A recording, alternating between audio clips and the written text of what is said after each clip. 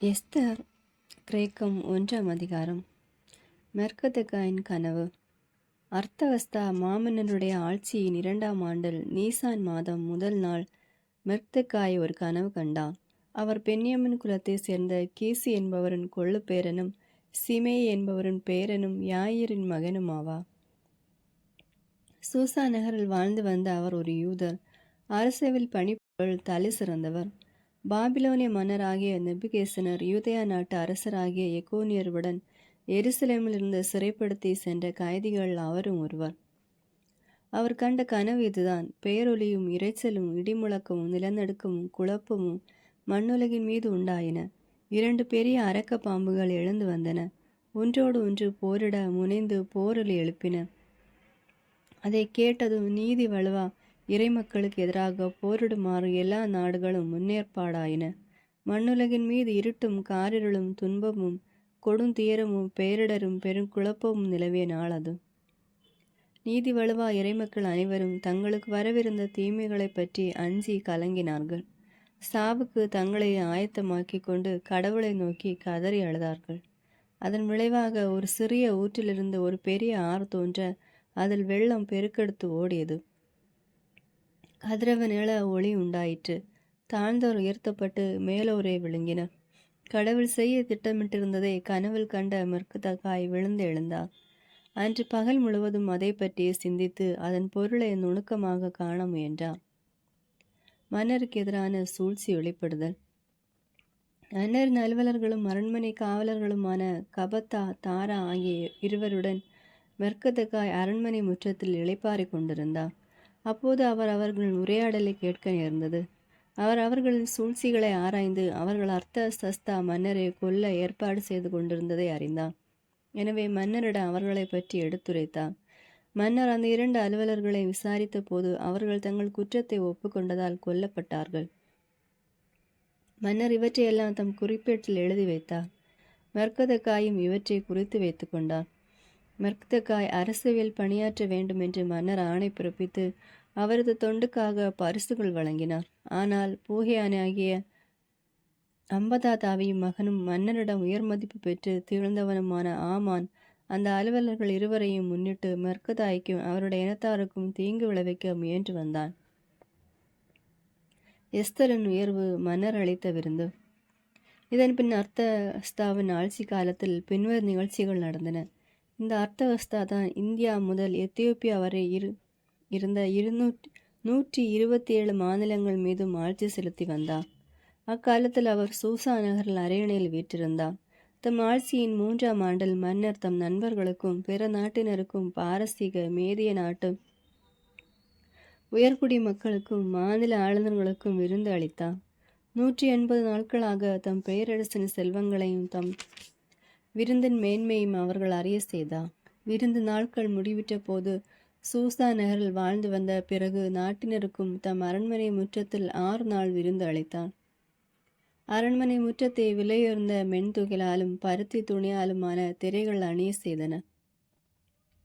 அத்திரைகள் பளிங்கு கற்களாலும் பிற கற்களாலும் எழுதப்பட்ட தூண்கள் மீது பொன் வெள்ளி கட்டிகளோடு பிணைக்கப்பட்ட கருஞ்சிவப்பு கயிறுகளில் தொங்கவிடப்பட்டிருந்தன. மரகதம் பளிங்கு முத்துச்சிப்பி ஆகியவை பதிக்கப்பட்ட தளத்தின் மீது பொன் வெள்ளியால் இழைக்கப்பட்ட மஞ்சங்கள் அமைக்கப்பட்டிருந்தன. வலை பின்னலான பலவண்ண பூத்தையல் வேலைப்பாடுகளும் அவற்றை சுற்றிலும் ரோசா பூக்களும் பின்னப்பட்ட விரிப்புகள் அங்கே இருந்தன. பொன் வெள்ளி கிண்ணங்களில் நடுவே ஏறத்தாழ 1200 டன் வெள்ளி மதிப்புள்ள மாணிக்க கல்லாலான ஒரு சிறு கிண்ணமும் வைக்கப்பட்டிருந்தது. மன்னருக்குரிய இனிய திராட்சை மது தாராளமாக பரிமாறப்பட்டது. குடி அளவு மீறி போயிற்று. ஏனெனில் தம் விருப்பப்படியும் விருந்தினரின் விருப்பப்படியும் திராட்சை மதுவை பரிமாறுமாறு பணியாளர்களுக்கு மன்னர் ஆணையிட்டிருந்தார். அதே நேரத்தில் அர்த்தவஸ்தா மன்னரின் அரண்மனையில் ஆஸ்தின் அரசி பெண்களுக்கு விருந்து அளித்தாள். ஆஸ்தின் அரசியின் வீழ்ச்சி. 7ஆம் நாளன்று அர்த்தசஸ்தா மன்னர் களைப்புற்றிருந்த பொழுது தம் அலுவலர்களாகிய ஆமான், பாசான், தாரா, போராசா, சதோல்தா, அப்பத்சாசா, தராபா என 7 அன்னகர்களிடமும் அரசியை தம்மிடம் அழைத்து வருமாறு பணித்தார். அவளை அரியணையில் அமர்த்தி முடிசூட்டி அவளது எழிலை மாநில ஆளுநர்களும் பிற நாட்டினரும் காண வேண்டும் என்று விரும்பினார். ஏனெனில் அவள் மிகுந்த அழகுள்ளவள். ஆனால் ஆஸ்தின் அரசி மன்னருக்கு கீழ்ப்படியவும் அன்னவர்களுடன் வரவும் மறுத்துவிட்டாள். இதனால் மன்னர் வருத்தமுற்று சினங்கொண்டார். மன்னர் தம் நண்பர்களிடம் ஆஸ்தின் இவ்வாறு சொல்லிவிட்டாள், எனவே இதற்கு சட்டப்படி தீர்ப்பு வழங்குங்கள் என்று கூறினார். பாரசீக மேதிய நாட்டு ஆளுநர்களான ஆர்கெசாய், சர்தாதாய், மலேசியார் ஆகியோர் மன்னருக்கு நெருக்கமாயும் அரசில் முதன்மை நிலையிலும் இருந்தார்கள். அவர்கள் மன்னரை அணுகி அன்னகர்கள் வழியாக அறிவிக்கப்பட்ட அரச கட்டளையை நிறைவேற்ற தவறிய ஆஸ்தின் அரசிக்கு சட்டப்படி செய்ய வேண்டியது என்ன என்பதை அறிவித்தார்கள். மன்னரிடமும் ஆளுநர்களிடம் மூக்க என்பவர் பின்வருமாறு கூறினார். ஆஸ்தின் அரசி மன்னருக்கு எதிராக மட்டுமின்றி மன்னரின் எல்லா ஆளுநர்களும் அலுவலர்களும் எதிராகவும் தவறிழைத்திருக்கிறாள். ஏனெனில் அரசி சொல்லியிருந்ததை அவர் திரும்ப சொல்லி அவள் எவ்வாறு மன்னரை அவமதித்தாள் என்பதை அவர்களுக்கு விளக்கினார். அர்த்ததஸ்தா மன்னரை அவள் அவமதித்தது போலவே பாரசீக மேதிய நாட்டு ஆளுநர்கள் மனைவியரான உயர்கொடி பெண்டிரும் அரசு மன்னருக்கு கூறியது பற்றி கேள்விப்பட்டு தங்கள் கணவர்களை அவமதிக்க துணிவர். எனவே மன்னருக்கு விருப்பமானால் அவர் ஒரு ஆணை பிறப்பிக்கட்டும். அது பாரசீக மேதிய நாட்டு சட்டங்கள் பொறிக்கப்படட்டும். ஆஸ்தின் இனி மன்னர் முன் வராதிருக்கட்டும். அரசி பட்டத்தை அவளிடமிருந்து பறித்து அவளை விட சிறந்ததொரு பெண்மணிக்கு மன்னர் வழங்கட்டும். இதை தவிர வேறு வழியே இல்லை. மன்னர் இயற்றும் சட்டம் எதுவாயினும் அதை தமது பேரரசு முழுவதும் அவர் அறிவிக்கட்டும். இதனால் வறியோர் செல்வர் ஆகிய அனைவியரும் தம் தம் கணவரை மதித்து ஒழுகுவார்கள். மூக்காயின் கருத்து மன்னர்களுக்கும் ஆளுநர்களுக்கும் ஏற்றதாயிருந்தது. அவர் சொன்னவாறே மன்னர் செய்தார். கணவர்கள் எல்லோரும் அவரவர் வீட்டில் மதிக்கப்பட வேண்டும் என்று ஆணையத்தை பேரரசின் எல்லா மாநிலங்களுக்கும் அந்தந்த மாநில மொழியில் அனுப்பி வைத்தார். 2ஆம் அதிகாரம். எஸ்தர் அரசியாதல். அதன்பின் மன்னரின் சீற்றம் தணிந்ததால் அவர் ஆஸ்தினை பற்றி கவலைப்படவில்லை. அவள் சொன்னதையும் தாம் அவளை தண்டித்ததையும் நினைத்து பார்க்கவில்லை. ஆகவே மன்னரின் அலுவலர்கள் அவரிடம், கற்பும் அழகும் உள்ள இளம் பெண்களை மன்னர் தமக்காக தேடட்டும். தம் பேரரசின் எல்லா மாநிலங்களிலும் ஆணையர்களை ஏற்படுத்தட்டும். அவர்கள் இளமையும் அழகும் வாய்ந்த கன்னி பெண்களை தேர்ந்து சூசா நகரில் உள்ள அந்தப்புறத்துக்கு அழைத்து வந்து பெண்களுக்கு பொறுப்பேற்றிருக்கும் அரசு அன்னகரிடம் அவர்களை ஒப்படைக்கட்டும். அவர் ஒப்பனை பொருட்களையும் அவர்களுக்கு தேவையான அனைத்தையும் அவர்களுக்கு வழங்கட்டும். அவர்கள் மன்னர் தமக்கு மிகவும் விருப்பமான பெண்ணை ஆஸ்தினுக்கு பதிலாக அரசியாக்கட்டும் என்று கூறினார்கள். இக்கருத்து மன்னருக்கு உகந்ததாயிருந்தது. அவரும் அவ்வாறே செய்தார். சூசா நகரில் யூதர் ஒருவர் இருந்தார். அவர் பெயர் மெர்கதகாய். அவர் பென்யமின் குலத்தை சேர்ந்த கீசின் கொள்ளு பேரனும் சிமியையின் பேரனும் யாயிரின் மகனும் ஆவார். அவர் பாபிலோனிய மன்னராகிய நெபுகேசனர் எருசலேமில் இருந்து சிறைப்படுத்தி சென்ற கைதிகள் ஒருவர். தம் தந்தையின் சகோதரராகிய அபினதாபின் மகளை அவர் தம் வளர்ப்பு மகளாக கொண்டிருந்தார். எஸ்தர் என்னும் அப்பெண்ணின் பெற்றோர் இறந்த பின் மெர்கதகாய் அவளை தம் மனைவியாக்கி கொள்ளும் நோக்கத்துடன் வளர்த்து வந்தார். அவள் அழகில் சிறந்த பெண்மணி. அரசாணை பிறப்பிக்கப்பட்ட பின் இளம் பெண்கள் பலர் சூசா நகருக்கு கொண்டு வரப்பட்டார்கள். பெண்களுக்கு பொறுப்பாளராகிய காயுவிடம் ஒப்படைக்கப்பட்டார்கள். அவர்களுள் எஸ்தரும் ஒருத்தி. காயாவுக்கு அவளை பிடித்திருந்ததால் அவரது பரிவு அவளுக்கு கிட்டியது. எனவே அவர் அவளுக்கு வேண்டிய ஒப்பனை பொருட்களையும் உணவு வகைகளையும் உடனே கொடுத்தார். அவளுக்கு பணி செய்ய அரண்மனையில் இருந்து 7 இளம்பெண்களை ஏற்படுத்தினார். அவளையும் அவளுடைய பணிப்பெண்களையும் அந்த புறத்தில் நன்றாக கவனித்து கொண்டார். எஸ்தர் தம் இனத்தையும் நாட்டையும் பற்றி யாருக்கும் தெரியப்படுத்தவில்லை. ஏனெனில் அவற்றை வெளிப்படுத்த வேண்டாம் என்று மெர்கதகாய் அவருக்கு கட்டளையிட்டிருந்தார். எஸ்தருக்கு நிகழ்வதை கவனிப்பதற்காக மெர்கதகாய் அந்தப்புற முற்றத்தின் அருகில் ஒவ்வொரு நாள் நடந்து கொண்டிருப்பார். 12 மாத கால தயாரிப்புக்கு பின்னர் இளம் பெண்கள் மன்னரிடம் போக வேண்டியிருந்தது. வெள்ளை போலம் பூசிக்கொண்டு 6 மாதமும் பெண்டிற்கான நறுமணப் பொருட்களையும் ஒப்பனை பொருட்களையும் பயன்படுத்தி கொண்டு 6 மாதமுமாக இந்த காலத்தில் அவர்கள் தங்களுக்கு அழகூட்டிக் கொள்வார்கள். அதன் பின் ஒவ்வொரு இளம் பெண்ணும் மன்னரிடம் செல்வாள். மன்னரால் நியமிக்கப்பட்டிருக்கும் அலுவலரிடம் ஒப்படைக்கப்படுவாள். அந்த அலுவலர் அவளை அந்த புறத்திலிருந்து மன்னர் அரண்மனைக்கு அழைத்து செல்வார். அப்பெண் மாலையில் அங்கு சென்று மறுநாள் காலையில் மற்றொரு அந்த புறத்திற்கு செல்வாள். அங்கு மன்னரின் அன்னகரான காயு பெண்களுக்கு பொறுப்பாளராக இருந்தார். பேர் சொல்லி அழைக்கப்பட்டால் ஒழிய மன்னரிடம் அப்பெண் மீண்டும் செல்ல மாட்டாள். மர்க்கதேகாயுடைய தந்தையின் சகோதரராகிய அபினதாபின் மகள் எஸ்தர் மன்னரிடம் செல்வதற்குரிய முறை வந்தபோது பெண்களுக்கு பொறுப்பாளரான அன்னகர் கட்டளையிட்டிருந்தவற்றுள் எதையும் அவர் புறக்கணிக்கவில்லை. எஸ்தரை பார்த்த அனைவரும் அவரது அழகை பாராட்டினர். அர்த்ததஸ்தார் மன்னருடைய ஆட்சியின் 7ஆம் ஆண்டில் 12ஆம் மாதம் ஆகிய அதார் மாதம் எஸ்தர் மன்னரிடம் சென்றார். மன்னர் அவர் மீது காதல் கொண்டார். மற்ற இளம் பெண்கள் எல்லாரையும் விட எஸ்தரை மிகவும் விரும்பினார். ஆகவே அவரை அரசியாக்கி முடிசூட்டினார். தம் நண்பர்கள் அலுவலர்கள் ஆகிய அனைவருக்கும் மன்னர் 7 நாள் விருந்தளித்து எஸ்தரின் திருமணத்தை சிறப்பாக கொண்டாடினார். தம் ஆட்சிக்கு உட்பட்டோருக்கு வரிவிலைக்கு வழங்கினார். யூதர்களுக்கு எதிரான சூழ்ச்சி. மெர்கதகாய் ஆமான் மோதல்.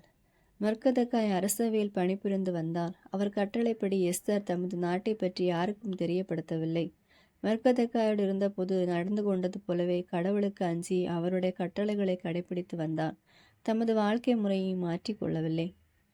மெர்கதகாய் அடைந்த முன்னேற்றத்தால் மெய்காவலர் தலைவர்களாகிய அரசு அலுவலர்கள் இருவர் மனவருத்தம் கொண்டார்கள். அர்த்தகஸ்தா மன்னரை கொல்ல சூழ்ச்சி செய்தார்கள். அதை அறிந்த மெர்கதகாய் அதை பற்றி எஸ்தரிடம் தெரிவிக்கவே அவர் இந்த சூழ்ச்சியை பற்றி மன்னரிடம் எடுத்துரைத்தார். அலுவலர்கள் இருவரையும் மன்னர் விசாரித்து அவர்களை தூக்கிலிட்டார். மர்கதகாயின் தொண்டு நினைவு கூறப்படும் வகையில் குறிப்பேட்டில் அதை எழுதி வைக்குமாறு ஆணையிட்டார். 3ஆம் அதிகாரம். இதன்பின் அர்கதஸ்தார் மன்னர் மூகையானும் அமதாத்துவின் மகனுமான ஆமானை பெருமைப்படுத்தி தம் நண்பர்களிடையே மிக சிறந்த இடத்தை அவனுக்கு வழங்கினார். மன்னரின் கட்டளைப்படி அரண்மனையில் பணிபுரிந்த அனைவரும் அவனுக்கு வணக்கம் செலுத்தினர். ஆனால் மர்கதகாய் அவனுக்கு வணக்கம் செலுத்தவில்லை. ஏன் மன்னரின் கட்டளைக்கு கீழ்ப்படிவதில்லை என்று அரண்மனையில் பணிபுரிந்தவர்கள் மர்கதகாயை வினவினார்கள். இவ்வாறு அவர்கள் அவரை ஒவ்வொரு நாளும் கேட்டு வந்தார்கள். ஆனால் அவர் அவர்களுக்கு செவி சாய்க்கவில்லை. எனவே மன்னரின் கட்டளைக்கு அவர் பணிய மறுப்பதாக ஆமானிடம் அவர்கள் அறிவித்தார்கள்.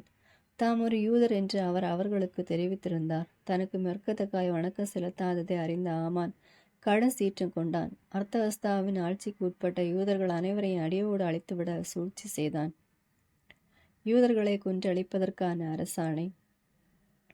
அர்த்தகஸ்தாவினுடைய ஆட்சியின் 12ஆம் ஆண்டில் மெர்கதகாய் இனம் முழுவதையும் ஒரே நாளில் அழிப்பதற்கு ஏற்ற நாளையும் மாதத்தை அறிந்து கொள்ள சீட்டு குலுக்கி போட்டு பார்த்து ஆமான் ஒரு முடிவுக்கு வந்தான்.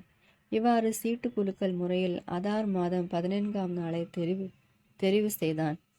அர்த்தகஸ்தா மன்னரிடம் ஆமான், உமது பேரரசங்குள்ள பல மக்களினத்தாரிடையே ஓரினம் சிதறுண்டு வாழ்கின்றது.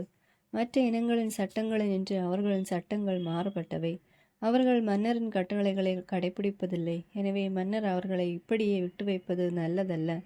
மன்னருக்கு விருப்பமானால் அவர்களை அழைப்பதற்கு அவர் ஒரு ஆணை பிறப்பிக்கட்டும். அவ்வாறாயின் நான் அரச கருவூலத்தில் 400 டன் வெள்ளியை செலுத்துவேன் என்று கூறினான்.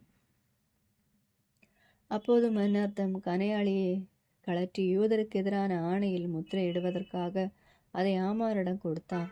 பணத்தை நீரே வைத்துக் கொள்ளும், அந்த இனத்தாரையும் விருப்பப்படியே நடத்தி கொள்ளும் என்று மன்னர் அவரிடம் சொன்னார். எனவே முதல் மாதம் 13ஆம் நாள் மன்னரின் எழுத்துக்கள் வரவழைக்கப்பட்டார்கள். இந்தியா முதல் எத்தியோப்பியா வரை இருந்த 127 மாநிலங்களின் படைத்தலைவர்களும் ஆளுநர்களுக்கும் அர்த்தகஸ்தா மன்னரின் பெயரால் ஆமான் விதித்தவாறே அந்தந்த மாநில மொழியில் எழுதினார்கள். 12ஆம் மாதமாகிய அதார் மாதத்தில் ஒரே நாளில் யூத இனத்தை அடியோடு அழித்து அவர்களின் செல்வத்தை கொள்ளையிடுமாறு அர்த்தகஸ்தாவின் பேரரசங்கம் தூதர் வழியே அரசாணை அனுப்பி வைக்கப்பட்டது. பின் வருவது அம்மடலின் நகலாகும். இந்தியா முதல் எத்தியோப்பியா வரை உள்ள 127 மாநிலங்களின் ஆளுநர்களுக்கும் அவர்களுக்கும் கீழ் பணிபுரியும் அலுவலர்களுக்கும் அர்த்தகஸ்தா மாமன்னர் எழுதுவது. பல நாடுகளுக்கு மன்னரும் உலகம் முழுமைக்கும் தலைவருமாகிய நான் அதிகாரம் செருக்கின்றி நேர்மையோடும் பரிவோடும் ஆட்சி புரிந்து என் குடிமக்களை எப்போதும் குழப்பமின்றி வாழ செய்யவும், என் பேரரசில் நாகரிக நிலவ செய்யவும், நாட்டின் கடையெல்லை வரை மக்கள் பாதுகாப்பாக பயணம் செய்ய வழிகோலவும், எல்லா மனிதரும் விரும்பும் அமைதியை நிலைநாட்டவும் திட்டமிட்டிருந்தேன். இத்திட்டத்தை எவ்வாறு செயல்படுத்துவது என்று என் ஆலோசகர்களை கேட்டேன். அப்போது நம்முடைய நுண்ணறிவாற்றல் மிக்கவரும் இடையராது நல்லெண்ணமும் மாறாத உண்மையும் கொண்டு விளங்குபவரும் நமது பேரரசில் 2ஆம் இடத்தை வகுப்பவருமாகிய ஆமான், உலகில் உள்ள பல மக்களினத்தாரிடையே பகைமை உணர்வு கொண்ட ஓரினம் கலந்து வாழ்கின்றது. அது மற்ற இனங்களின் சட்டங்களுக்கு மாறானவற்றை கடைபிடித்து மன்னர்களின் ஆணைகளை தொடர்ந்து மீறி வருகிறது. இதனால் நாம் மனமாற விரும்பும் வகையில் பேரரசின் ஒருமைப்பாட்டை நடைமுறைப்படுத்த முடியவில்லை என்று நம்மிடம் தெரிவித்தார். எல்லா இனங்களில் இந்த இனம் மட்டுமே தொடர்ந்து அனைவருக்கும் எதிராக செயல்பட்டு வருவதையும் அந்நியமான பழக்க வழக்கங்களை சட்டங்களை பின்பற்றி வருவதையும் நமது நலனுக்கு எதிராக தீய நினைத்து கொடிய குற்றங்களை புரிவதால் நிலையான ஆட்சிக்கு ஊறு விளைவித்து வருவதையும் நாம் அறிவோம். எனவே ஆணை பேராளும் உங்களின் இரண்டாம் தந்தையுமாகிய ஆமான் உங்களுக்கு எழுதியுள்ள மடலில் குறித்துள்ளவர்களை அவர்களின் மனைவி மக்களை இவ்வாண்டு 12ஆம் மாதமாகிய அதார் மாதம் 14ஆம் நாள் எவ்வகைய பரிவும் இரக்கவும் இன்றி யாரையும் விட்டுவிடாமல் அனைவரையும் பகைவரின் வாளால் கொன்று அழிக்குமாறு நாம் ஆணை பிறப்பித்துள்ளோம். இவ்வாறு நீண்ட காலமாக எதிர்ப்பு மனப்பான்மை கொண்டுள்ள அவர்கள் ஒரே நாளில் வன்முறையில் கொல்லப்பட்டு பாதாளத்தில் தள்ளப்படுவார்கள். இதனால் நமது பேரரசில் இனிமேல் குழப்பம் ஒளிந்து நிலையான அமைதி நிலவும். இம்மடல் நகல் ஒவ்வொரு மாநிலத்திலும் வெளியிடப்பட்டது. அந்த நாளுக்கு முன்னேற்பாடாய் இருக்குமாறு பேரரசின் எல்லா இனத்தாருக்கும் ஆணை பிறப்பிக்கப்பட்டது. இவ்வாணை சூசாவிலும் விரைவில் அறிவிக்கப்பட்டது. மன்னரும் ஆமானும் குடிமயக்கத்தில் ஆழ்ந்தனர். நகரமோ குழப்பத்தில் ஆழ்ந்தது. 4ஆம் அதிகாரம். அழிவை தவிர்க்க மெர்கதகா எஸ்தரின் முயற்சி. நிகழ்ந்ததையெல்லாம் அறிந்து மெர்கதகாய் தம் ஆடைகளை கிழித்துவிட்டு சாக்குடை அணிந்து கொண்டு தம்மேல் சாம்பலை தூவி கொண்டார். மாசற்ற ஊரின அழிக்கப்படுகிறது என்று உரத்த குரல் கூவிக்கொண்டே நகரின் தெருக்கள் வழியாக ஓடினார். அவர் அரண்மனையின் வாயிலுக்கு வந்ததும் அங்கே நின்று விட்டார். ஏனெனில் சாக்குடை அணிந்து கொண்டும் சாம்பலை தூவி கொண்டும் அரண்மனைக்குள் செல்ல யாருக்கும் அனுமதி இல்லை. அரசாணை வெளியிடப்படும் ஒவ்வொரு மாநிலத்திலும் யூதர்கள் பெரிதும் தேருற்று அழுது புலம்பிக் கொண்டிருந்தார்கள். சாக்குடை அணிந்து சாம்பலை தூவி கொண்டார்கள்.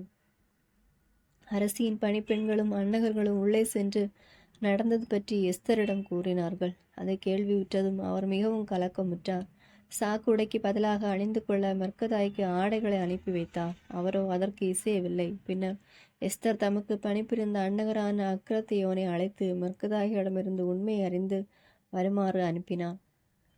நிகழ்ந்ததை மெர்கதகாய் அந்த அன்னகரிடம் தெரிவித்தார். யூதர்களை அழிக்கும் பொருட்டு அரச கருவூலத்தில் 400 டன் வெள்ளியை செலுத்துவதற்காக ஆமான் மன்னருக்கு அளித்திருந்த வாக்குறுதி பற்றி கூறினார்.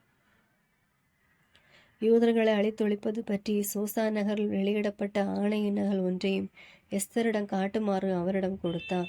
மன்னரிடம் எஸ்தர் சென்று அவருடைய ஆதரவை வேண்டி தம் மக்களுக்காக அவரிடம் மன்றாட வேண்டும் என்று அவரிடம் தெரிவிக்குமாறு அந்த அன்னகரை கேட்டுக்கொண்டார். நீரின் ஆதரவில் ஒரு எளிய பெண்ணாக வளர்ந்து வந்தது நாட்களை நினைத்து பாரும். மன்னருக்கு அடுத்த நிலையில் உள்ள ஆமான் நமக்கு எதிராக பேசி நம் இனத்தை கொல்லுமாறு மன்னரை கேட்டுக்கொண்டுள்ளான். எனவே ஆண்டவரிடம் மன்றாடு, பிறகு நமக்காக மன்னரிடம் பரிந்து பேசு, நம்மை சாவினின்று காப்பாற்று என்று அவரிடம் தெரிவிக்க சொன்னார். அக்ரத்தியோன் திரும்பி வந்து எஸ்தரிடையே அனைத்தையும் தெரிவித்தார். மெர்கதாக்கியிடம் போய் கூறுமாறு எஸ்தர் அவரிடம், ஆண் பெண் யாராயினும் மன்னர் அழைக்காமல் உள் மண்டபத்திற்குள் சென்றால் அவர் உயிர் வாழ முடியாது என்பதை பேரரசின் எல்லா நாடுகளும் அறியும். மன்னர் யாரை நோக்கி தம் போர் செங்கோலை உயர்த்துகிறாரோ அவர் மட்டுமே உயிர் பிழைப்பார். நானோ மன்னரிடம் வருமாறு அழைக்கப்பட்டு இன்றோடு 30 நாள் ஆகிறது என்றார். எஸ்தர் சொன்னதை அக்ரோத்தேன் மெர்கதாயிடம் எடுத்துரைத்தான். எஸ்தரிடம் சென்று தெரிவிக்குமாறு மெர்கதகா, எஸ்தர் பேரரசில் உள்ள எல்லா யூதர்களுக்கும் நீ மட்டும் பிழைத்துக் கொள்வாய் என எண்ண வேண்டாம். இத்தகைய நேரத்தில் நீ வாளாவிருந்து விட்டாலும் யூதர்களுக்கு வேறு வழியாக உதவியும் பாதுகாப்பும் கிடைக்கும். ஆனால் நீயும் உன் தந்தையின் குடும்பத்தாரும் அழிவீர்கள். இத்தகைய ஒரு வாய்ப்புக்காகவே நீ அரசியாக்கப்பட்டாயோ என்னவோ யார் அறிவார் என்று அக்ரத்தையோனிடம் கூறினார். தம்மிடம் வந்தவரை மெர்கதாகியிடம் எஸ்தர் அனுப்பி, நீ போய் சூசாவில் உள்ள யூதர்களை ஒன்று கூட்டும். எல்லோரும் எனக்காக உண்ணா நோன்பிருங்கள். இரவு பகலாக 3 நாட்களுக்கு உண்ணவோ பருகவோ வேண்டாம். நானும் என் பணிப்பெண்ணும் கூட நோன்பிருப்போம். அதன் பின் சட்டத்துக்கு எதிராக நான் மன்னரிடம் செல்வேன். இதனால் நான் இறக்க வேண்டி இருந்தாலும் சரியே என்றான். பின் மெர்கதகாய் அங்கிருந்து சென்று எஸ்தர் கேட்டுக்கொண்டவாறே செய்தான். மெர்கதாகியின் மன்றாட்டு. மெர்கதகாய் ஆண்டவரின் செயல்களை எல்லாம் நினைவு கூர்ந்து அவரிடம் பின்வருமாறு மன்றாடினார். ஆண்டவரே, அனைத்தையும் ஆளும் மன்னராகிய ஆண்டவரே, அனைத்தும் அதிகாரத்தின் கீழ் உள்ளன. நீர் இஸ்ரேலை காக்க திருவுளம் கொள்ளும் போது எவராலும் உம்மை எதிர்த்து நிற்க முடியாது. விண்ணையும் மண்ணையும் விண்ணின் கீழ் உள்ள ஒவ்வொரு வியத்தகு பொருளையும் படைத்தவர் நீரே. நீரே அனைத்திற்கும் ஆண்டவர். ஆண்டவராகிய உம்மை எதிர்ப்பவர் எவரும் இல்லை.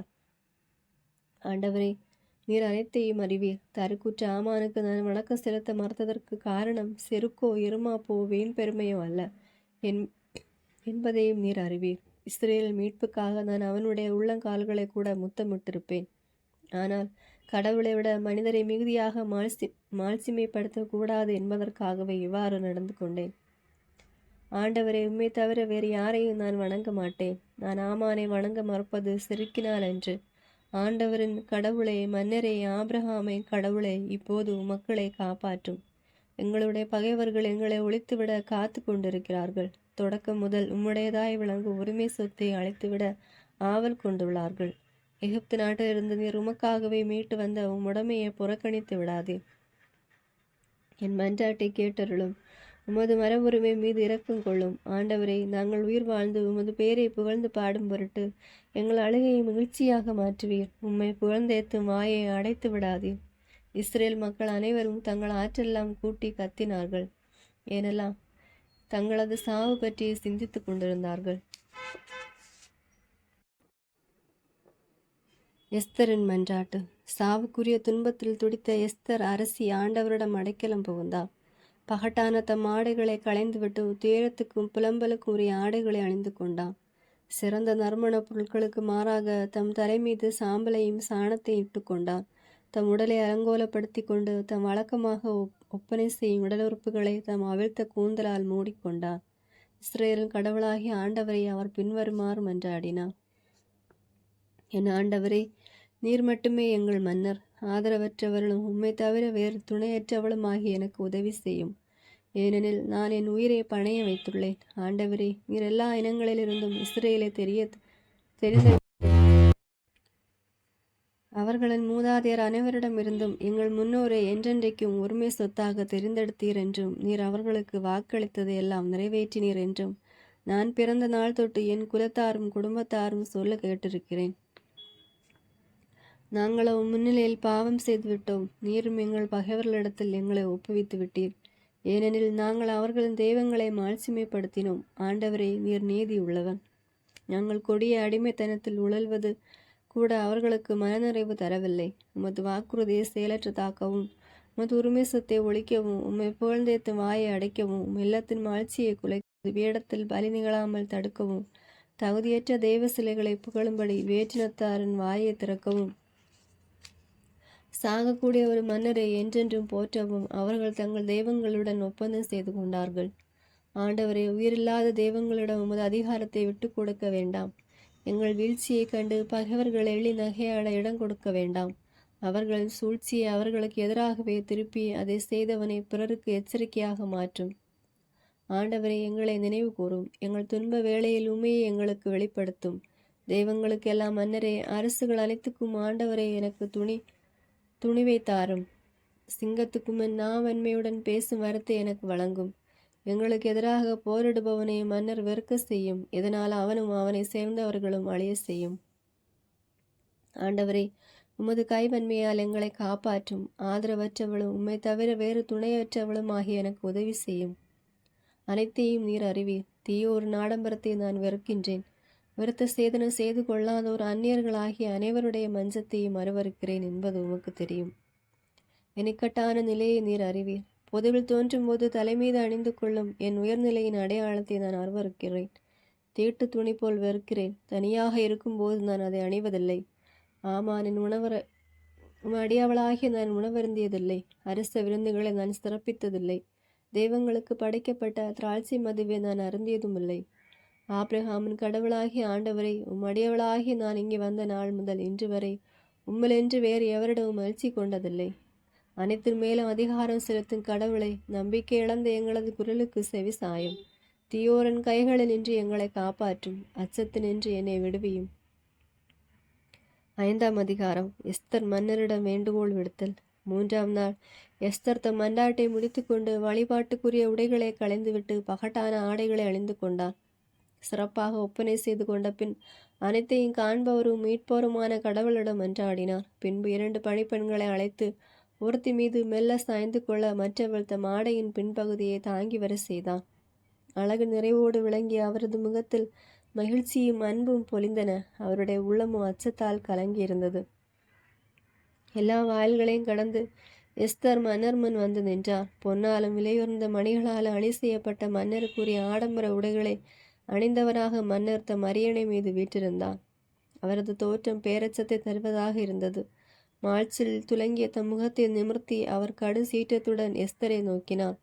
முகம் வெளுத்து மயக்கமுற்று எஸ்தர் தடுமாறி விழுந்தபோது தம்முன் சென்ற பணிப்பெண்ணை பற்றி கொண்டார். ஆனால் கடவுள் மன்னரின் மனத்தை மாற்றி கனிவு கொள்ள செய்தார். மன்னர் கலக்கத்துடன் தம் அரியணை நின்று விரைந்து வந்து எஸ்தரின் மயக்கம் தெளியும் வரை தம் கைகளில் அவரை தாங்கிக் கொண்டார். என் சொற்களால் அவரை தேற்றிய பின் எஸ்தர் என்ன நேர்ந்தது? நான் உனக்கு அன்புக்குரியவன், ஆகவே அஞ்சாதே, நீ இறக்க மாட்டாய். ஏனெனில் நம் ஆணை நம்முடைய குடிமக்களுக்கு மட்டுமே உரியது. அருகில் வா என்றான்.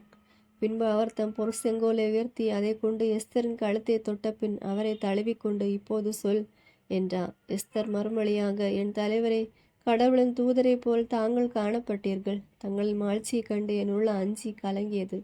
என் தலைவரை, தாங்கள் வியப்புக்குரியவர், தங்கள் முகம் அருள் நிறைந்து விளங்குகிறது என்றார். எஸ்தர் பேசிக்கொண்டிருக்கும் போதே மயங்கி கீழே விழுந்தார். இதனால் மன்னர் கலக்கமுற்றார். எஸ்தருடைய பணியாளர்கள் அனைவரும் அரசியை தேற்றினார்கள். அப்பொழுது மன்னர், எஸ்தர், உனக்கு என்ன வேண்டும்? உன் விருப்பம் யாது? என் பேரரசில் பாதியை கேட்டாலும் அதை உனக்கு கொடுப்பேன் என்றார். அதற்கு எஸ்தர், இன்று எனக்கு ஒரு பொன்னால், மன்னருக்கு விருப்பமானால் இன்று நான் கொடுக்கவிருக்கும் விருந்தில் மன்னரும் ஆமானும் கலந்து கொள்ள வேண்டுகிறேன் என்று கூறினார். எஸ்தர் அளித்த முதல் விருந்து. அப்பொழுது மன்னர், எஸ்தரின் விருப்பத்தை நான் நிறைவேற்றுவேன். எனவே ஆமானை உடனே அழைத்து வாருங்கள் என்று சொன்னார். எஸ்தர் அழைத்தவாறே விருந்தில் இருவரும் கலந்து கொண்டனர். திராட்சை மதுவை அருந்திய வண்ணம் மன்னர் அரசியை நோக்கி, எஸ்தர், உனக்கு என்ன வேண்டும்? நீ கேட்பதெல்லாம் உனக்கு கொடுப்பேன் என்றார். அதற்கு எஸ்தர், என் வேண்டுகோளும் விருப்பமும் இதுதான். மன்னரின் பரிவு எனக்கு கிட்டுமாயின் நான் நாளை கொடுக்கவிருக்கும் விருந்திலும் மன்னரும் ஆமானும் கலந்து கொள்ள வேண்டுகிறேன். இதே போன்றே நாளையும் செய்வேன் என்றார். மர்கதாய்க்கு எதிராக ஆமானின் சூழ்ச்சி. ஆமான் மகிழ்ச்சியுடன் உலகை உள்ளத்துடன் மன்னரிடமிருந்து விடைபெற்று சென்றான். ஆனால் அரண்மனையில் யூதராகிய மர்கதாக்கை கண்டபோது அவன் கடு சீற்றம் கொண்டான். தன் வீட்டுக்கு சென்றதும் அவன் தன் நண்பர்களை மனைவி சோசாராவை அழைத்தான். தன் செல்வத்தை அவர்களுக்கு காட்டி மன்னர் தன்னை பெருமைப்படுத்தியதையும் மற்றவர்களுக்கு மேலாக தன்னை உயர்த்தி பேரரசில் தனக்கு முதலிடம் கொடுத்ததையும் அவர்களிடம் விளக்கினான். பின் ஆமான் மன்னரோடு விருந்துக்கு வருமாறு அரசு என்னை தவிர வேறு யாரையும் அழைக்கவில்லை. நாளைய விருந்துக்கு என்னை அழைத்திருக்கிறார். ஆனால் அரண்மனையில் யூதனாகிய மர்கதக்காய் காணும்போது இதெல்லாம் எனக்கு மகிழ்ச்சி தருவதாக இல்லை என்றான். 50 முழம் உயரமுள்ள தூக்குமரம் ஒன்றை நாட்ட செய்யும். நாளை காலையில் மன்னரிடம் சொல்லி அதில் மர்கதகாயை தூக்கிலிட செய்யும். பின் மன்னரோடு விருந்துக்கு சென்று உண்டு மகிழும் என்று அவனுடைய மனைவி சோசாராவும் நண்பர்களும் அவனிடம் கூறினார்கள். இது ஆமானுக்கு உகந்ததாக இருந்தது. உடனே அவன் தூக்கு மரத்தை ஏற்பாடு செய்தான். 6ஆம் அதிகாரம். யூதர்களின் வெற்றி மர்கதகாய் பெற்ற சிறப்பு. ஆண்டவர் அன்றிரவு மன்னருக்கு தூக்கம் வராமல் இருக்க செய்தார். ஆகவே குறிப்பேட்டை கொண்டு வந்து தமக்கு படித்து காட்டுமாறு மன்னர் தம் செயலரை பணித்தார். காவற்பணியில் இருந்த 2 அலுவலர்கள் அர்த்ததஸ்தா மன்னரை கொல்ல சூழ்ச்சி செய்திருந்தது பற்றி மர்கதகாய் மன்னரிடம் தெரிவித்த தொடர்பான குறிப்புகள் அதில் எழுதியிருக்க கண்டார். உடனே மன்னர், இதற்காக மர்கதாய்க்கு நாம் என்ன சிறப்பு அல்லது கைமாறு செய்தோம் என்று வினவினார். அவருக்கு தாங்கள் ஒன்றுமே செய்யவில்லை என்று மன்னரின் பணியாளர்கள் மறுமொழி கூறினார்கள். மர்கதகாய் செய்திருந்த நற்பணி பற்றி விசாரித்து கொண்டிருந்த போது ஆமான் அரண்மனை முற்றத்திற்குள் வந்தான். முற்றத்தில் இருப்பவர் யார் என்று மன்னர் வினவினார். தான் ஏற்பாடு செய்திருந்த மரத்தில் மர்கதகாயை தூக்கிலிடுவது பற்றி பேசுவதற்காக ஆமான் அப்போதுதான் உள்ளே வந்திருந்தான். ஆமான் தான் முற்றத்தில் நின்று கொண்டிருக்கிறார் என்று பணியாளர்கள் மன்னரிடம் கூறினார்கள். அவரை உள்ளே வர சொல் என்று மன்னர் சொன்னார். பின் மன்னர், நான் பெருமைப்படுத்த விரும்பும் மனிதருக்கு என்ன செய்யலாம் என்று ஆமானிடம் கேட்டார். என்னை தவிர வேறு யாரை மன்னர் பெருமைப்படுத்தப் போகிறார் என்று ஆமான் தனக்குள் நினைத்து கொண்டான்.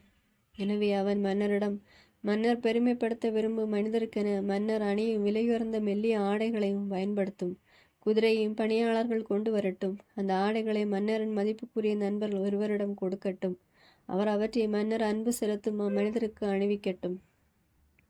குதிரை மீது அவரை அமர்த்தி நகரின் தெருக்களில் வரவல செய்து மன்னர் பெருமைப்படுத்தும் ஒவ்வொருவருக்கும் இவ்வாறு செய்ய பெறும் என அறிவிக்கட்டும் என்றார். அதற்கு மன்னர், சரியாக சொன்னீர். அரண்மனையில் பணிபுரியும் மெர்க்கதாய்க்கு அவ்வாறே செய்யும். நீர் சொன்னவற்றில் எதையும் விட்டுவிட வேண்டாம் என்று ஆமானிடம் கூறினார். எனவே ஆமான் ஆடைகளையும் குதிரைகளையும் கொண்டு வந்தான். ஆடைகளை மெர்க்கதாய்க்கு அணிவித்து குதிரை மீது அவரை அமர்த்தினான். மன்னர் பெருமைப்படுத்த விரும்பும் ஒவ்வொருவருக்கும் இவ்வாறே செய்யப்பெறும் என்று அறிவித்துக் கொண்டே நகரின் தெருக்களில் அவர் வலவர செய்தான். பின் மெர்க்கதக்காய் அரண்மனைக்கு திரும்பினார். ஆமோனோ தன் தலையை மூடிக்கொண்டு துயரத்தோடு தன் வீட்டுக்கு விரைந்தான்.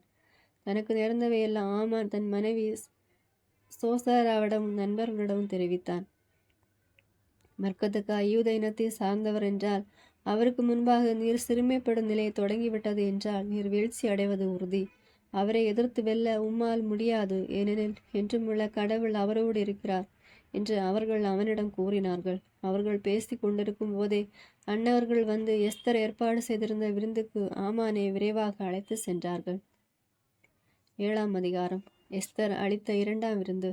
மன்னரும் ஆமானும் அரசியோடு விருந்துக்கு சென்றனர். 2ஆம் நாளும் மன்னர் திராட்சை மதுவை அருந்தியவாறே அரசியிடம், எஸ்தர், உனக்கு என்ன வேண்டும்? உன் வேண்டுகோளும் விருப்பமும் என்ன?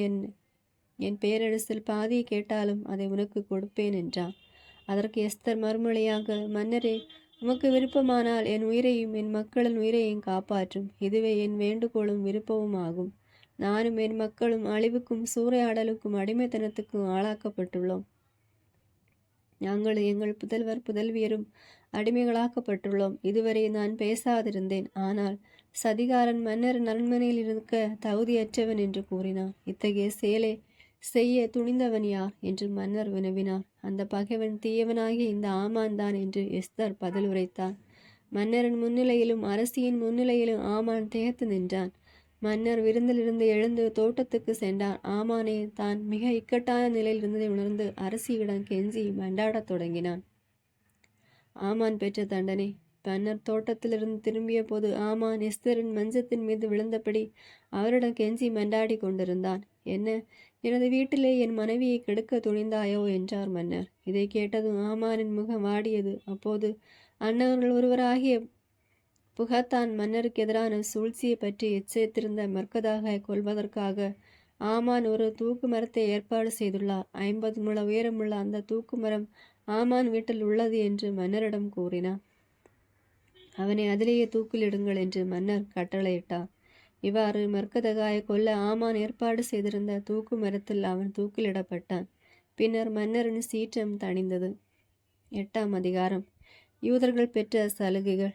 சதிகாரனாகிய ஆமானின் சொத்துக்கள் அனைத்தையும் அர்த்தஹஸ்தா மன்னர் அன்றே எஸ்தருக்கு வழங்கினார். மெர்க்கதகாய் தமக்கு உறவினர் என்று எஸ்தர் விளக்கியிருந்ததால் மன்னர் அவரை தம்மிடம் அழைத்தார். ஆமானிடம் இருந்து திரும்ப பெற்றிருந்த கணையாளியை எடுத்து மெர்க்கதேகியிடம் வழங்கினார். ஆமானுடைய சொத்துக்கள் எல்லாம் எஸ்தர் அவரை பொறுப்பாளராக்கினார். மீண்டும் மன்னரிடம் உரையாடிய எஸ்தர் அவரது காலில் விழுந்து ஆமான் யூதர்களுக்கு எதிராக செய்திருந்த சூழ்ச்சிகள் அனைத்தையும் முறியடிக்குமாறு மன்றாடினார். மன்னர் தம் பொருசெங்கோலை எஸ்தரிடம் நீட்டவே எஸ்தர் எழுந்து மன்னருக்கு முன்னால் வந்து நின்றார். அப்பொழுது எஸ்தர், நீ விரும்பி எனக்கு பரிவு காட்டுவீராயின் உமது பேரரசில் வாழும் யூதர்களை அழிக்குமாறு ஆமான் விடுவித்திருக்கும் மணல்களை திரும்ப பெறுமாறு ஆணை பிறப்பிப்பாராக. என் மக்கள் படும் துன்பத்தை நான் எவ்வாறு பார்த்து கொண்டிருக்க முடியும்? என் இனத்தால் அழிந்த பின் நான் எவ்வாறு உயிர் வாழ இயலும் என்றார். அதற்கு மன்னர் எஸ்தரிடம், ஆமானுக்கு உரிய சொத்து அனைத்தையும் நான் மனம் வந்து உனக்கு வழங்கியதோடு யூதர்களை அழிக்க முனைந்ததற்காக அவனை தூக்கிலிட்டு விட்டேன். இன்னும் உனக்கு என்ன வேண்டும்? உங்களுக்கு விருப்பமானதை நீங்களே என் பெயரால் எழுதி எனது கணையாளியால் முத்திரையிட்டுக் கொள்ளுங்கள். மன்னரின் கட்டளையால் எழுதப்பட்டு அவரது கணையாளியால் முத்திரையிடப்பட்ட ஆணையை எவராலும் மாற்ற முடியாது என்று கூறினார். அதே ஆண்டின் முதல் மாதமாகிய நீசான் மாதம் 23ஆம் நாள் எழுத்தர்கள் வரவழைக்கப்பட்டார்கள். இந்தியா முதல் எத்தியோப்பியா வரை இருந்த 127 மாநிலங்களின் ஆட்சி பொறுப்பாளர்களும் ஆளுநர்களும் அந்தந்த மாநில மொழியில் அனுப்பப்பட்ட அரசாணை யூதர்களுக்கு வரையப்பட்டது.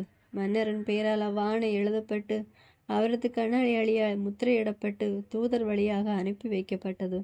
ஒவ்வொரு நகரில் இருந்த யூதர்கள் தங்கள் சட்டங்களை கடைபிடிக்கவும் தங்களையே தற்காத்து கொள்ளவும் எதிரிகள் பகைவர்கள் மீது தங்கள் விருப்பப்படி நடவடிக்கை மேற்கொள்ளவும் அந்த ஆணை அவர்களுக்கு உரிமை வழங்கியது. அர்த்தசஸ்தாவின் பேரரசங்கு ஒரே நாளில், அதாவது 12ஆம் மாதமாகிய அதார் மாதம் 13ஆம் நாள் அவ்வாணை நடைமுறைக்கு வரவேண்டும் என்று விதிக்கப்பட்டது. யூதர்களுக்கு சலுகைகள் வழங்கும் அரசாணை. மன்னர் விடுத்த மடலின் நகல் பின்வருமாறு: இந்தியா முதல் எத்தியோப்பியா வரை உள்ள 127 மாநில ஆளுநர்களுக்கும் அரச பற்றுடைய குடிமக்களுக்கும் அர்த்தசஸ்தா மாமன்னர் வாழ்த்தி கூறி எழுதுவது: தங்கள் கொடையாளர்களும் தாராளமான வல்லன்மையால் பெருமைப்படுத்தப்படும் பலர் செருக்கு கொள்கிறார்கள். தம் குடிமக்களுக்கு தீங்கு விளைவிக்க முனைவது மட்டுமின்றி செல்வத்தால் இருமாப்பு கொண்டவர்களாய் அதை வழங்கிய கொடையாளர்களுக்கு எதிராகவே சூழ்ச்சி செய்யவும் துணிகிறார்கள். மனிதரிடையே நன்றியுணர்வை குன்றி விடுவதோடு நன்மை பற்றி ஒன்றுமே அறியாத ஒரு தற்பெருமையால் உந்தப்பட்டு எல்லாவற்றையும் எப்போதும் காண்பவரும் தீமையை வெறுப்பவருமான கடவுளின் தண்டனை தீர்ப்பிலிருந்து தப்பிவிடலாம் என எண்ணுகிறார்கள். பொறுப்பான பதவியில் நியமிக்கப்பெற்ற பலர் மாசற்றவர்களின் குருதியை அடிக்கடி சிந்துவதற்கு ஒரு வகையில் காரணமாயிருக்கிறார்கள். மேலும் ஈடு செய்ய இயலா பேரிடர்களுக்கு பொறுப்பாயிருந்திருக்கிறார்கள். பொதுப்பணி நிர்வாகத்துக்கு பொறுப்பு ஏற்றுள்ள நண்பர்களின் தூண்டுதலால் இவ்வாறு செயல்பட்டிருக்கிறார்கள். இந்நண்பர்கள் தங்கள் தீய இயல்பின் வஞ்சனையால் ஆட்சியாளர்கள் நேர்மையான நல்லெண்ணத்தை வாய்ப்பாக பயன்படுத்தி அவர்களை ஏமாற்றுகிறார்கள். தகுதியற்ற முறையில் அதிகாரத்தை பயன்படுத்துவோரின் அழிவுதரு நடத்தியால் வஞ்சகமான முறையில் செய்யப்பட்டவை பற்றி நமக்கு கிடைத்துள்ள மிக தொன்மையான ஆவணங்களிலிருந்து அறிவதை விட அண்மை காலத்தில் நிகழ்ந்தவற்றை ஆராய்வதால் மிகுதியாக அறிந்து கொள்ள முடியும். எதிர்காலத்தில் நம் பேரரசில் எல்லா மனிதரும் குழப்பமின்றி அமைதியில் வாழ்ந்திட நாம் வழிவகுப்போம்.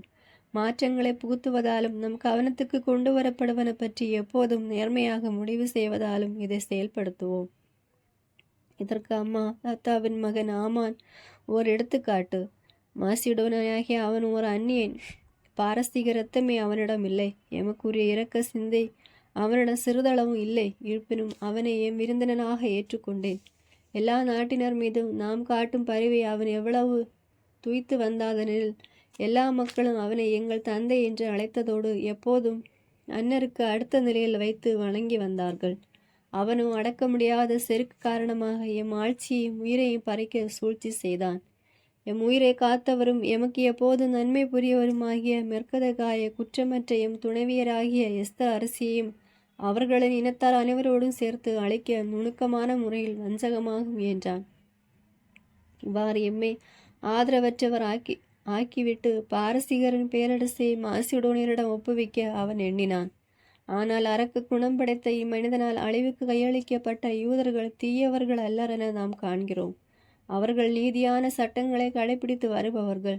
தம் மூதாதியார் காலம் தொட்டு இன்று வரை நம் பேரரசை மிக சிறந்த முறையில் நெறிப்படுத்தியவரும் உன்னதரும் ஆற்றல் மிக்கவரும் என்றும் உள்ளவருமான கடவுளின் மக்கள். எனவே அம்மாதத்தவன் மகன் ஆமான் உங்களுக்கு அனுப்பியுள்ள மடல்களை புறக்கணித்து விடுங்கள். ஏனெனில் இச்சூழ்ச்சிகளுக்கு காரணமாயிருந்த ஆமானும் அவன் வீட்டாரும் சூசா நகரின் வாயிலில் தூக்கிலிடப்பட்டு விட்டார்கள். அனைத்தையும் ஆளு கடவுள் அவனுக்கு தகுந்த தண்டனையை மிக விரைவில் வழங்கிவிட்டான். இவ்வாணையின் நகல்களை எல்லா பொது இடங்களிலும் வைத்து தங்கள் சட்ட திட்டங்களை கடைபிடிக்க யூதர்களை அனுமதியுங்கள். அதே நாளில், அதாவது 12ஆம் மாதம் ஆகிய அதார் மாதம் 13ஆம் நாளில் துன்ப நேரத்தில் தங்களை தாக்குவோரிடமிருந்து தற்காத்து கொள்ளும்படி அவர்களுக்கு எல்லா உதவியும் வழங்குங்கள். ஏனெனில் அனைத்தையும் ஆளு கடவுள் தாம் தெரிந்தெடுத்துள்ள இன அழிவதற்கு குறிக்கப்பட்ட நாளை மகிழ்ச்சியின் நாளாக மாற்றிவிட்டார். எனவே உங்கள் திருவிழாக்கள் முக்கியமான ஒன்றாக இந்நாளை சிறப்போடும் மகிழ்ச்சியோடும் கொண்டாடுங்கள். இன்றும் இனியும் இந்நாள் நமக்கு நம்மீது பற்று கொண்ட பாரசீகருக்கு மீட்பின் நினைவு நாளாகவும் நமக்கு எதிராக சூழ்ச்சி செய்தோருக்கு அழிவின் நினைவு நாளாகவும் இருக்கட்டும். இந்த ஆணையை ஏற்று செயல்படாத எல்லா நகரும் நாடு மேமே சினத்துக்கு ஆளாகி ஈட்டியாலும் நெருப்பாலும் அழிக்கப்படும். அவை எக்காலத்துக்கும் மனித நடமாட்டம் அற்றவையாக மட்டுமல்ல, காட்டு விலங்குகளுக்கும் பறவைகளுக்கும் கூட வெறுப்புக்குரியவையாகவும் மாற்றப்படும். பேரரசின் எல்லா இடங்களிலும் எல்லோரும் காணும்படி இவ்வாணையின் நகல்கள் வைக்கப்பட்டு குறிக்கப்பட்ட நாளில் தங்கள் பகைவருக்கு எதிராக போராடுவதற்கு யூதர்கள் அனைவரும் முன்னேற்பாடாயிருக்கட்டும். இதன்படி மன்னரின் ஆணையை நிறைவேற்ற குதிரை வீரர்கள் விரைந்தார்கள். இவ்வாணை சூசா நகரில் வெளியிடப்பட்டது. அரச ஆடைகளை வெளியிருந்த மெல்லிய கருசிவப்பு துணியாலான தலைப்பாகையும் பொன்முடியை அணிந்தவராய் மெர்கதேகா அரண்மனையிலிருந்து வெளியே வந்தார். சூசா நகர மக்கள் அவரை கண்டு மகிழ்ச்சி அடைந்தார்கள். யூதர்களுக்கு அது ஒளியின் நாள், மகிழ்வின் நாள். ஒவ்வொரு நகரிலும் ஒவ்வொரு மாநிலத்திலும் எங்கெல்லாம் இவ்வாணை வெளியிடப்பட்டதோ, எங்கெல்லாம் இது அறிவிக்கப்பட்டதோ, அங்கெல்லாம் வாழ்ந்த யூதர்கள் மகிழ்ந்து களி கூர்ந்தார்கள். விருந்து நடத்தி விழா கொண்டாடினார்கள். யூதர்களுக்கு அஞ்சிய வேற்றினத்தார் பலர் விருத்த சேதனம் செய்து கொண்டு யூதராயினர். 9ஆம் அதிகாரம். யூதர்களின் வெற்றி. 12ஆம் மாதமாகிய அதார் மாதம் 13ஆம் நாள் மன்னர் ஆணை செயல்படுத்தப்பட்டது.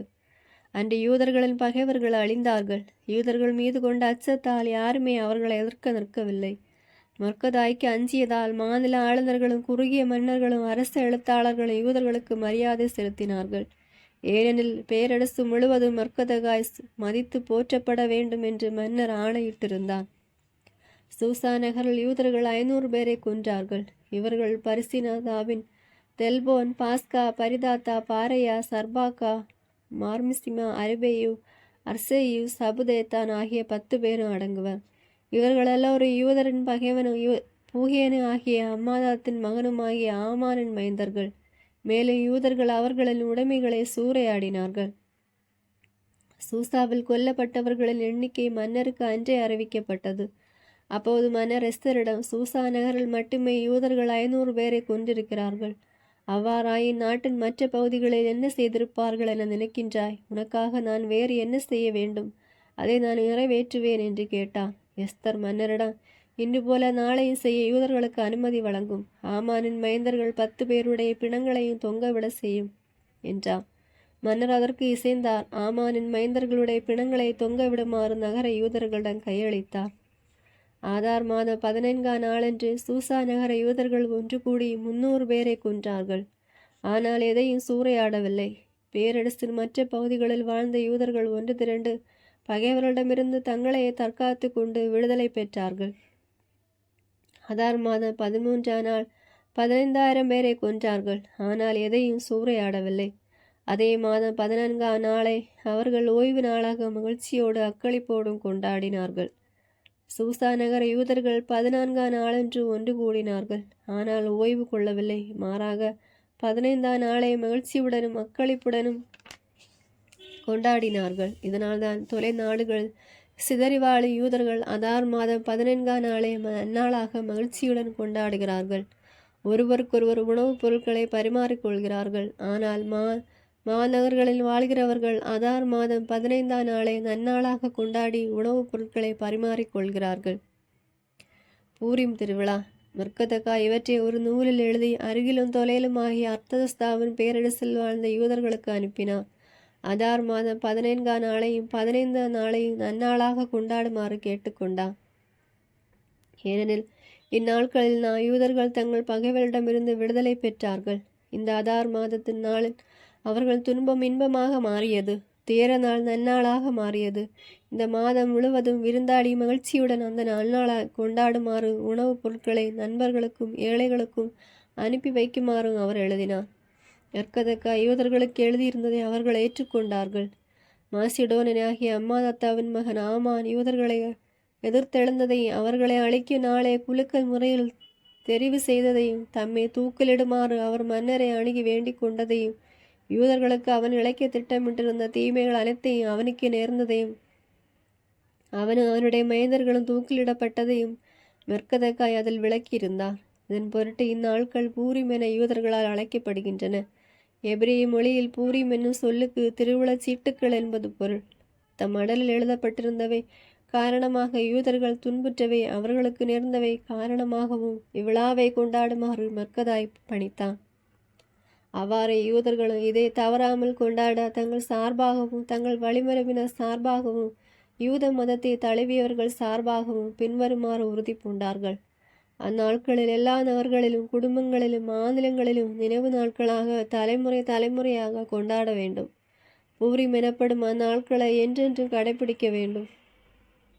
அந்நாட்களில் நினைவு அவர்களின் வழிமரபினரிடையே ஒருபோதும் ஒளிந்து போகக்கூடாது. அபினதாபின் மகளாகிய எஸ்தர் அரசியும் யூதராகிய மொர்க்கதகாயும் தாங்கள் செய்தவற்றை எழுத்தில் பொறித்து வைத்தார்கள். பூரிம் திருவிழா பற்றிய ஒழுங்குகள் கொண்ட மடலை உறுதிப்படுத்தினார்கள். மொர்க்கதகாய் எஸ்தர் அரசியின் முடிவுக்கு பொறுப்பேற்றுக்கொண்டு அவ்விழாவை கண்டிப்பாக கொண்டாட உறுதி பூண்டார்கள். அவ்விழா எப்போதும் கொண்டாடப்பட வேண்டும் என்று எஸ்தர் ஆணை பிறப்பித்தார். மக்களின் நினைவில் நிற்கும் பொருட்டு அது ஓர் ஆவணத்தில் பொறிக்கப்பட்டது. 10ஆம் அதிகாரம். முடிவுரை. மொர்க்கதேகின் கனவு நனவாதல். நிலத்திலும் நீரிலும் பரவியிருந்ததும் பெயரரசில் மன்னர் வரி விதித்தார். அவருடைய ஆற்றல், வீரம், செல்வம், ஆட்சியின் மாட்சி ஆகியவற்றை மக்கள் நினைவு கூறும்படி பாரசீகர், மேதியர் ஆகியோரின் குறிப்பேட்டில் அவை பொறிக்கப்பட்டன. அர்த்தசஸ்தா மன்னரின் ஆணை பேராளராக விளங்கிய மெர்க்கதகாய் பெயரரசில் மதிப்புக்குரியவராக திகழ்ந்தார். யூதர்களால் போற்ற பெற்றார். அன்புக்குரியவராக வாழ்ந்து தம் இனத்தார் அனைவருக்கும் வழக்கை முறைப்பற்றி விளக்கி வந்தார். மெர்க்கதகாய் பின்வருமாறு கூறினார்: இவையெல்லாம் கடவுளின் செயல்கள். இவை குறித்து நான் கண்ட கனவு நினைவு கூறுகிறேன். அதில் எதுவுமே நிறைவேறாமற் போகவில்லை. அதில் ஒரு சிறிய ஊற்று ஆறாக மாறியது. ஒளி, கதிரவன், மிகுந்த தண்ணீர் ஆகியவை காணப்பெற்றன. அது அந்த எஸ்தரை குறிக்கும். மன்னர் அவரை திருமணம் செய்து கொண்டு அரசியாக்கினார். நானும் மாமானுமே இந்த 2 அரக்க பாம்புகள். ஒன்றாக இணைந்த யூதரின் பேரை ஒழிக்க முனைந்த நாடுகளே கனவில் வந்த நாடுகள். எனது நாடு என்பது இஸ்ரேல் ஆகும். அது கடவுளிடம் கதறி அழுததால் மீட்கப்பட்டது. ஆண்டவர் தம் மக்களை மீட்டார். இத்தீமைகள் அனைத்திலும் இருந்து நம்மை விடுவித்தார். எந்நாட்டிலும் செய்யப்படாத அடையாளங்களையும் அரும்பெரும் செயல்களையும் கடவுள் செய்தார். இதனால் தம் மக்களுக்கென ஒன்றும் பிற இனங்களுக்கென ஒன்றுமாக 2 நியமங்களை அவர் ஏற்படுத்தினார். கடவுள் திருமுன் எல்லா இனங்களுக்காகவும் தீர்ப்புக்காகவும் குறிக்கப்பட்ட நேரமும் காலமும் நாளும் வந்தபோது அவர் இந்த 2 நியமங்களையும் சீர்தூக்கி தம் உரிமை சொத்தாகிய இஸ்ரேல் மக்களை நினைவு கூர்ந்து அவர்களுக்கு சாதகமான தீர்ப்பு வழங்கினார். ஆகவே இஸ்ரேல் மக்கள் கடவுள் திருமுன் ஒன்று கூடி அதார் மாதம் 14ஆம் நாளையும் 15ஆம் நாளையும் தலைமுறை தலைமுறையாக மகிழ்ச்சியுடனும் அக்களிப்புடனும் என்றென்றும் கொண்டாட வேண்டும். பிர்சர்கே தாலமி, கிளியோபெத்ரா ஆகியோருடைய ஆட்சியின் 4ஆம் ஆண்டில் தாம் ஒரு குரு என்ற லேவியர் என்று சொல்லிக்கொண்ட தொசித்து அவருடைய மகனாகிய தாலமி ஆகிய இருவரும் பூரிம் பற்றிய மடலை எகிப்துக்கு கொணர்ந்தார்கள். இம்மடல் உண்மையானது என்றும் எருசலேமை சேர்ந்த தாலமியின் மகன் லிசிமாக்கு இதை மொழிபெயர்த்தார் என்றும் தெரிவித்தார்கள். ஆமேன். God bless you.